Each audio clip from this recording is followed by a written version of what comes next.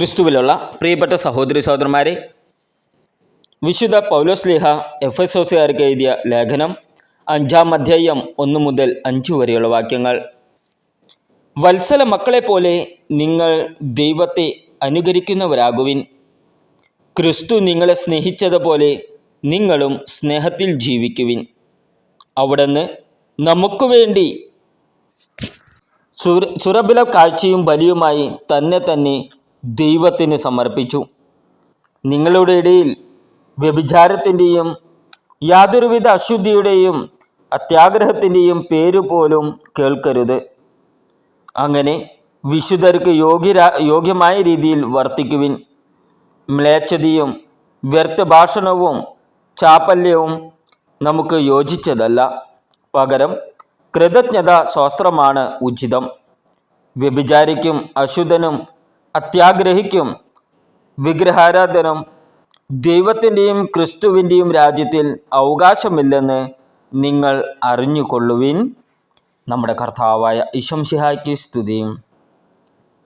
ഇന്നത്തെ ദൈവവചനം വിശുദ്ധ യോഹന്നാൻ എഴുതിയ സുവിശേഷം 15-ാം അധ്യായം 11 മുതൽ 17 വരെയുള്ള വാക്യങ്ങൾ.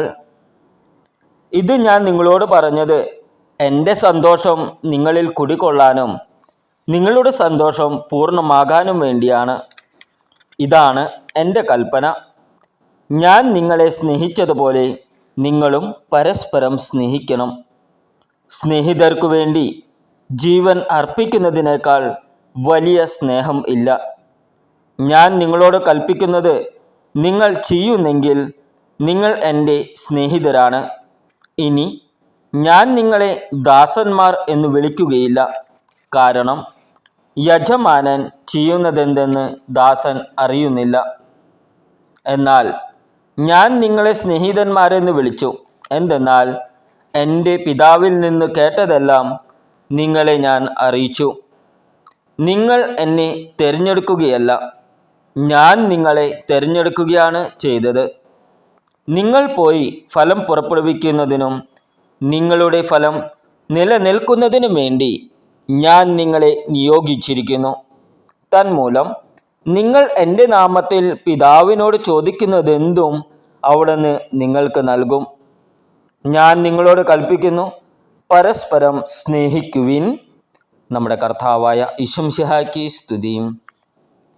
വിചിന്തനം: ഞാൻ നിങ്ങളെ സ്നേഹിച്ചതുപോലെ നിങ്ങളും പരസ്പരം സ്നേഹിക്കുവിൻ എന്നരുളി ചെയ്തത് സ്നേഹത്തിൻ്റെ പൂർണ്ണത അപരനു വേണ്ടി ജീവൻ അർപ്പിക്കുന്നതിലാണെന്ന് നമ്മെ പഠിപ്പിച്ച യേശുനാഥൻ്റെ അതിരുകളില്ലാത്ത സ്നേഹത്തെ യോഹന്നാൻ സുവിശേഷകൻ ഈ വചനത്തിലൂടെ നമ്മെ പരിചയപ്പെടുത്തുകയാണ്.